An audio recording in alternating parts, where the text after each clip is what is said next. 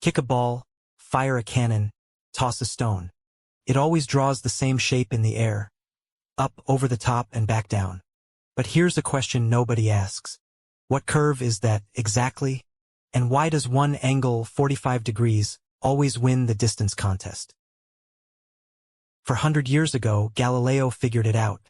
Everyone before him thought a cannonball flew straight, then just dropped. Galileo said no, the path is a parabola. One clean mathematical curve. Let's see why he was right. To keep it clean, we idealize a point mass launched from the origin with some starting speed we'll call v0 at an angle theta above the ground. No air resistance, flat Earth, and gravity pulling straight down, the same everywhere. That's the whole world.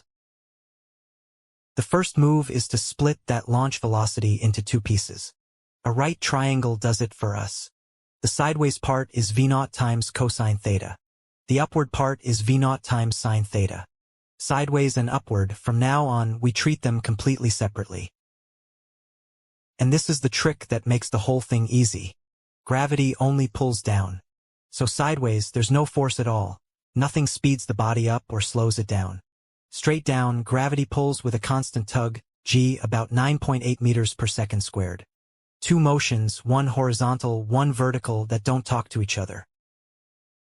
Sideways is the boring one, and boring is good. No acceleration means constant speed.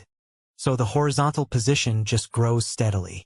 X of t equals v0 cosine theta times t. A straight line in time. Vertically, gravity is always pulling. So the upward speed shrinks, hits zero at the top, then flips and grows downward. Integrate that constant pull twice, and the height is v0 sine theta times t, minus 1/2 gt squared. Rising, then falling. Now watch this. We have x as a function of time, and y as a function of time. Solve the first one for t, and substitute it into the second. Time disappears, and what's left is y equals x tangent theta, minus gx squared over 2v0 squared cosine squared theta. Look at the shape of that. This y equals a times x, minus b times x squared, with b positive. That is the equation of a parabola opening downward. Galileo was right. The arc of every thrown thing is a parabola, and now we can actually draw it. So how far does it go? The body lands when its height drops back to zero. Set y to 0, solve, and out comes the flight time, 2v0 sine theta over g. Multiply by the horizontal speed, and the range, how far it travels, is v0 squared times sine of 2 theta over g. And here's the beautiful part. Everything in that range formula is fixed except the angle. The distance rides entirely on sine of 2 theta. So plot the range against the launch angle and you get this graceful hump. Climbs, peaks, and falls back to 0. Sine of anything maxes out at 1.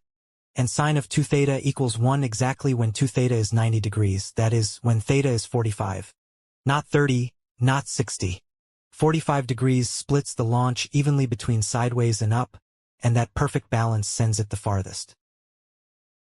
And there's a hidden symmetry hiding in that hump. Because sine of 2 theta, a launch at 30 degrees carries exactly as far as one at 60. 15 matches 75. Every angle has a partner that reaches the same spot, one flat and fast, the other high and slow. Only 45 stands alone at the top. So the next time you watch a ball trace its arc, you're really watching a parabola, and a tiny piece of calculus quietly picking the winner. 45 degrees. The sweet spot where up and across agree. Sometimes the whole story is written in the shape of a curve.